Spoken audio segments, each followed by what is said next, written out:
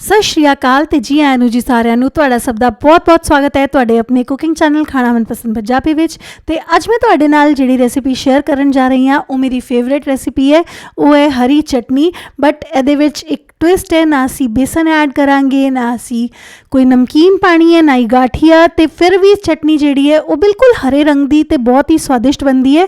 तो यह टिप जी है वो मैं किसी ढाबे वाले तो लीती है, तो तुसी भी जरूर ट्राई करके वेखना। तो इत्थे मैं 100 ग्राम जिन्ना हरा धनिया लिता है, तो 50 ग्राम जिन्नी जी है वो पुदीने की पत्तियां लितियां ने, तो 8-10 जड़ियाँ ने लसन दियाँ कलियां ने, तो 1 इंच का अदरक का टुकड़ा है। तो कुल जिहड़ा है 150 ग्राम हरियां पत्तियां ने इहदे विच। ते हुण असी एक होर सीक्रेट इंग्रीडिएंट ऐड करांगे बाद विच, ते क्वांटिटी भी वध जाएगी ते चटनी गाढ़ी भी हो जाएगी।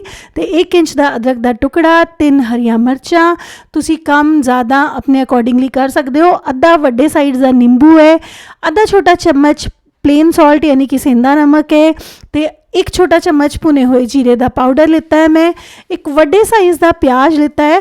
तो नींबू जिहड़ा है वो वड्डे साइज़ का होना चाहिए, अद्धा ले रहे हो तो जे तुसी पूरा पा रहे हो तो तुहाडी मर्जी है, टेस्ट अकॉर्डिंगली तुसी खट्टी करनी है चटनी जिहड़ी है। तो प्याज इत्थे मैं तिखा वाला रेड वाला लिता है, तुसी जो चाहो वो यूज़ कर सकते हो, हरे प्याज का इस्तेमाल भी कर सकते हो। तो आपां डंडियां भी पावांगे, तो धनिया पुदीना मैं इकट्ठे एक ही वारी विच कट लांगी। जे तुसी चाहो तो पुदीना अवॉइड कर सकते हो, जे तुसी चटनी का कलर होर भी हरा चाहते हो। तो हुण आपां चंगी तरीके नाल धो के इहनूं कट लांगे। तो इत्थे मैं धो के पहलां रखिया सी ते मोटा मोटा चॉप किया है। तो हुण आपां इहनूं ऐड कर देंगे मिक्सी के जार विच। लसन दियां कलियां, अदरक का टुकड़ा, प्याज, हरियां मिर्चां, ते इत्थे आधा छोटा चम्मच प्लेन सॉल्ट, आधा छोटा चम्मच काला नमक, भुने हुए जीरे का पाउडर, तो अद्धे नींबू का रस, सब कुछ ऐड कर दिता है मैं। तो सीक्रेट इंग्रेडिएंट हले तक नहीं आया है, तो इहनूं चंगी तरीके नाल पीस लांगे। जे पीसन विच कोई दिक्कत होवे तो तुसी इत्थे पानी पा के पीस सकते हो। तो मैं पानी पाना भुल गई सी, तो 2 चम्मच जिन्ना वड्डे चम्मच जिन्ना पानी ऐड करके मैं इहनूं पीस लांगी। तो इत्थे तुसी वेख सकते हो चटनी जिहड़ी है उहदा रंग जिहड़ा है वो बिल्कुल हरा नहीं है, तो सानू हरा रंग चाहिए है बिल्कुल। तो इहदे वास्ते मैं ऐड कर रही हाँ पालक के पत्ते। जी हाँ, जिहड़े ढाबे वाले ने वो पालक के पत्ते ऐड करते हैं 5-7, तो कलर चेंज हो जाता है।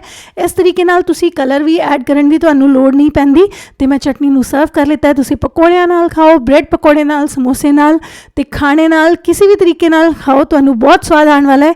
तो पालक पता भी नहीं लगती। जे रेसिपी पसंद आई होए तब वीडियो नू लाइक ते शेयर करना।